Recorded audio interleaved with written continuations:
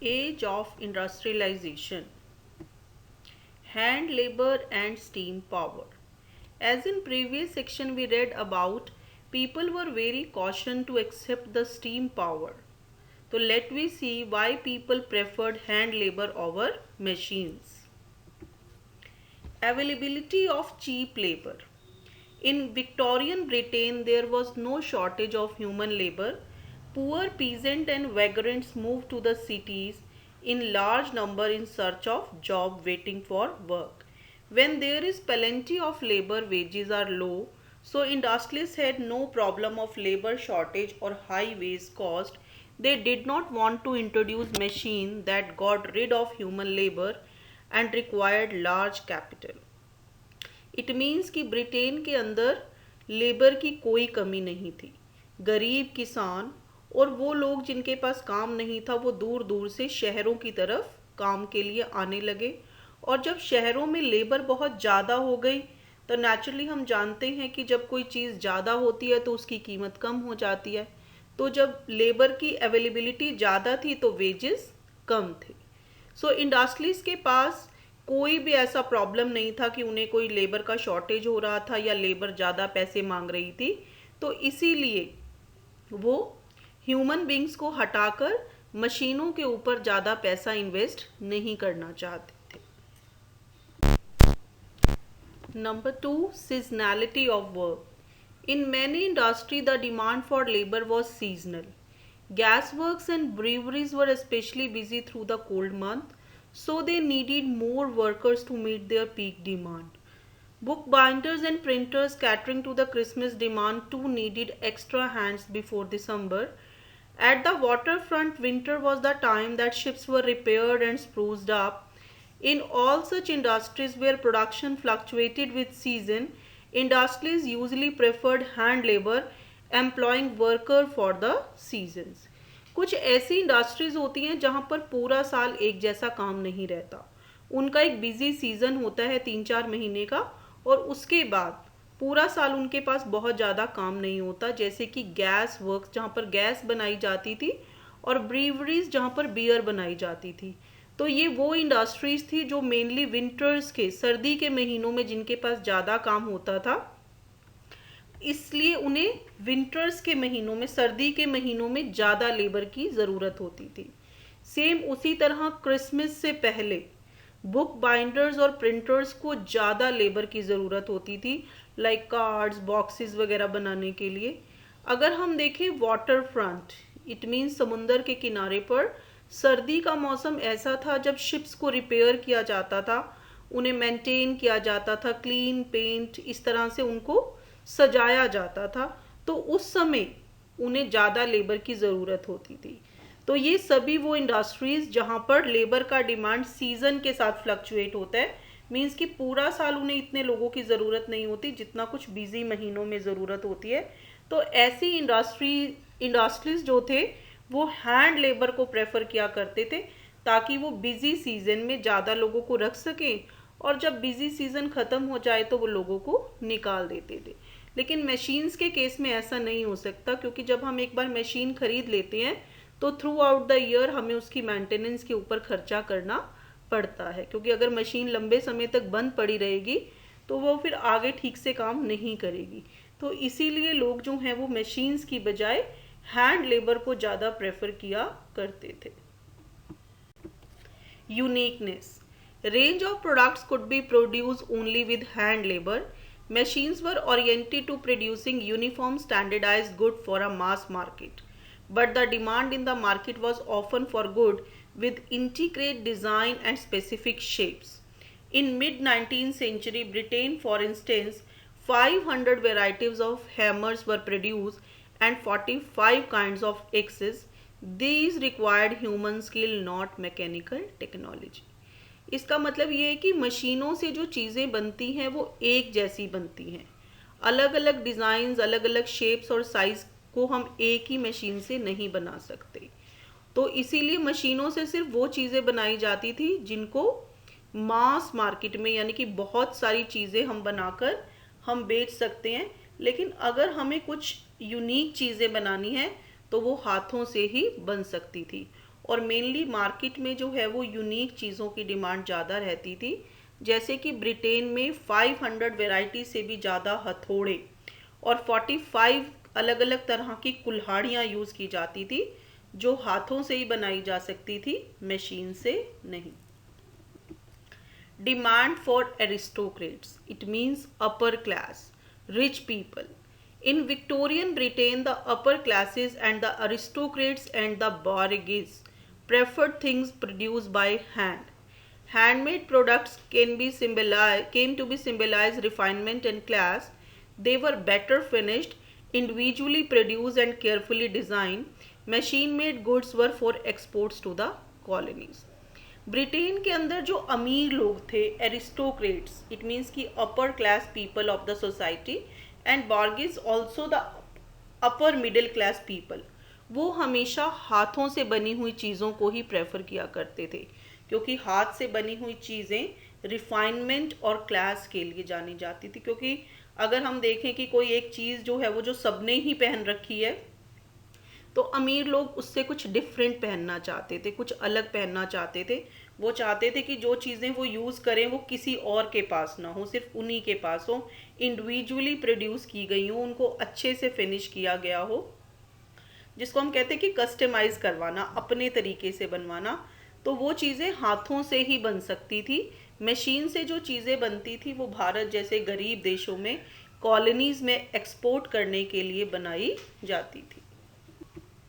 In countries where labor shortage, industries were keen on using mechanical power so that need for human labor can be minimized. This was the case in 19th century America. Britain, however, had no problem hiring human hands. तो वो देश जहाँ की population कम थी, जहाँ पर human labour की कमी थी, वो लोग जल्दी से जल्दी मशीनें खरीद कर लेबर की डिमांड को कम करना चाहते थे, जैसे कि अमेरिका। लेकिन ब्रिटेन में ह्यूमन लेबर की कोई कमी नहीं थी, इसीलिए ब्रिटेन के इंडस्ट्रीज जो हैं वो मशीन्स को लाने के लिए कोई ज़्यादा उनकी इच्छा नहीं थी। Life of a worker, lack of job, the abundance of labour in the market affected the lifes of worker. As we know that कि जब भी कोई चीज़ हमारे पास ज़रूरत से ज़्यादा होती है तो उसकी वैल्यू कम हो जाती है। इसी तरह लेबर की ज़रूरत कम थी लेकिन लेबर अवेलेबल ज़्यादा थी। As the news of possible job traveled to the countryside, hundred rammed to the cities, the actual possibility of getting a job depended on existing network of friendship and keen relations. If you had a relative or a friend in factory, you were more likely to get a job quickly, but not everyone had social connection. जैसे ही गांव में ये खबर पहुंची कि शहरों के अंदर इंडस्ट्रीज लगाई जा रही हैं, कई सौ लोग दूर दूर से शहरों की तरफ जाने लगे, और एक्चुअल में जॉब मिलने की जो पॉसिबिलिटी थी वो उन लोगों के लिए थी जिनके पहले से ही फ्रेंड्स और रिलेटिव्स फैक्ट्रीज में काम कर रही हैं। अब ज़रूरी तो नहीं था कि सबके ही फ्रेंड्स और रिलेटिव्स काम कर रहे हों, तो उन लोगों को जॉब मिलने में बहुत परेशानी होती थी। Many job seeker had to wait weeks spending nights under bridges और इन नाइट शेल्टर्स। तो जॉब ढूंढने वालों को कई बार हफ्तों इंतज़ार करना पड़ता था, वो सड़कों पर या ब्रिजेस के नीचे अपनी रात बिताते थे। Some stayed in night refuge that were set up by the private individuals. कुछ लोग जो हैं वो प्राइवेट लोगों ने जो धर्मशालाएं बना रखी थी उनमें रहते थे, और कई लोग सरकार के बनाए हुए कुछ कैजुअल वार्ड्स थे, कुछ ऐसे कमरे थे जो गवर्नमेंट ने बना रखे थे, तो गरीब लोग जो हैं वो वहाँ पर रुका करते थे और महीनों जो हैं वो हफ्तों काम का इंतज़ार किया करते थे। Seasonal work, seasonality of work in many industry meant prolonged period without work. ये अभी हमने पीछे भी पढ़ा है कि कई ऐसी इंडस्ट्रीज थी जहाँ पर काम सीजनल था, मीन्स पूरे साल काम नहीं होता था, साल के कुछ ही महीनों में लोगों को एम्प्लॉयमेंट मिल पाता था। इसका मतलब क्या था कि जैसे ही बिजी सीजन ख़त्म हुआ, गरीब लोग फिर सड़कों पर आ जाते थे। उनमें से कुछ तो वापस अपने गांव चले जाते थे, क्योंकि सर्दी के बाद रूरल एरियाज़ में जॉब की डिमांड खुल जाती थी, लाइक हार्वेस्टिंग के लिए। लेकिन कुछ लोग जो हैं वो लंबे समय तक काम का इंतज़ार करते रहते थे और जो शायद ही कभी उन्हें मिला करता था। इन्फ्लेशन, महंगाई. Wages increased somewhat in early 19th century, but they tell us little about the welfare of people. ऐसा नहीं है कि उनकी तनख्वाह, उनकी सैलरी, उनका मेहनताना बढ़ नहीं रहा था, पैसे बढ़ने के बावजूद भी उनका कुछ भला नहीं हो पा रहा था. The average figure hide the variation between the trade and fluctuation from year to year.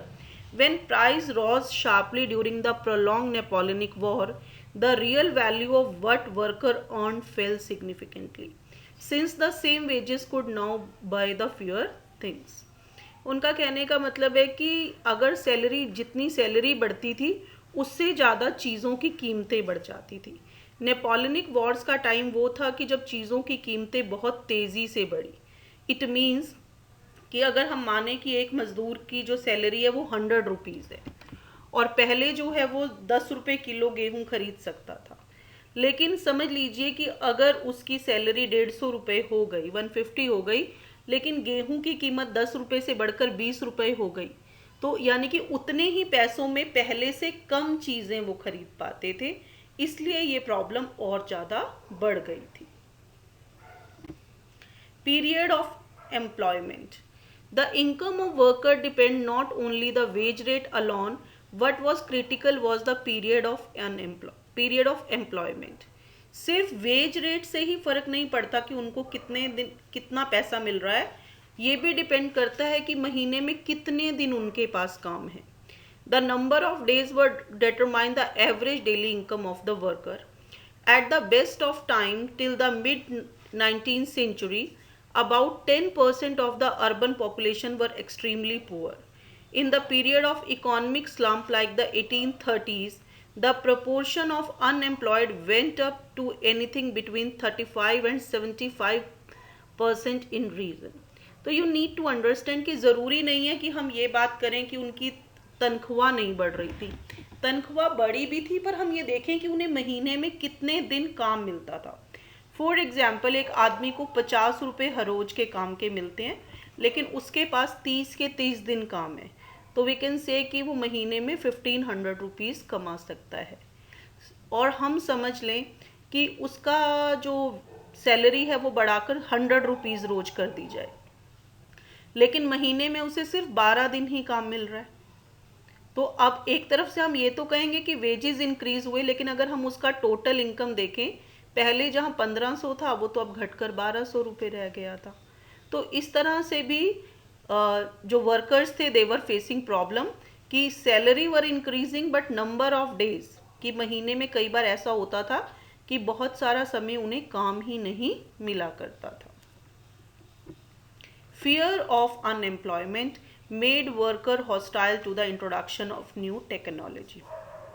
हर समय उन्हें ये डर बना रहता था कि कहीं हमें काम से ना निकाल दें, इसीलिए जब भी मशीनें खरीदने की नई टेक्नोलॉजी की बात आती थी तो उन्हें बहुत ज़्यादा गुस्सा आता था. उन्हें लगता था कि अगर मालिक नई मशीन खरीद लेगा तो वो हमें काम से निकाल देगा. Attack on spinning jenny.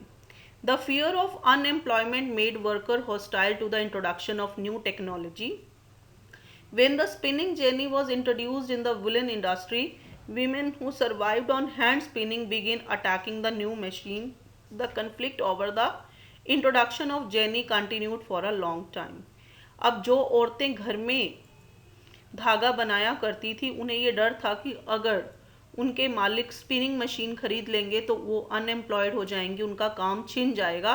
तो जब भी स्पिनिंग जेनी को इंट्रोड्यूस करने की बात आई तो उन्होंने मशीनों के ऊपर अटैक करना शुरू कर दिया, और इस तरह से लंबे समय तक स्पिनिंग जेनी को इंट्रोड्यूस नहीं किया जा सका. आफ्टर 1840s, आफ्टर द कहीं जाकर जो स्थिति में थोड़ा सा सुधार आया, दैट वाज आफ्टर 1840s.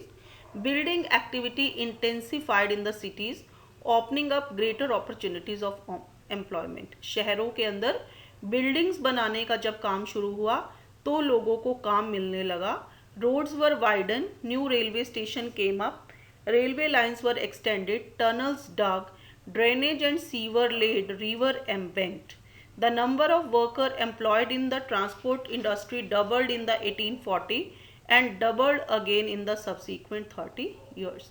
तो शहरों में जब सड़कों को चौड़ा किया गया, नए नए रेलवे स्टेशन बनाए गए, रेलवे लाइंस बिछाई जा रही थी, सुरंगें खोदी जा रही थी, नालियों को बनाने का काम चल रहा था, नदियों को प्रोटेक्ट करने का काम चल रहा था, तो उस समय मज़दूरों की बहुत ज़्यादा ज़रूरत थी।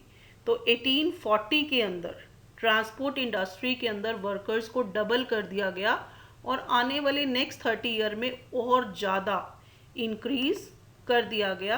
तो हम कह सकते हैं कि 1840 के बाद थोड़ी सी जो वर्कर्स की कंडीशन थी वो इम्प्रूव हो गई।